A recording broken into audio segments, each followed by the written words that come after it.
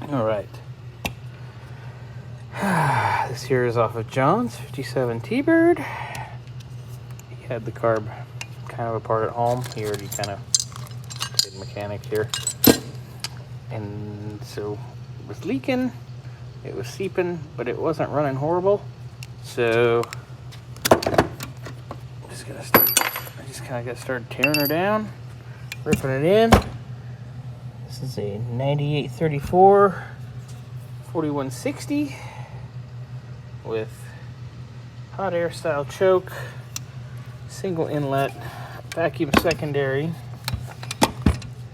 Instead of having metering block, it has the little plate. Easy peasy.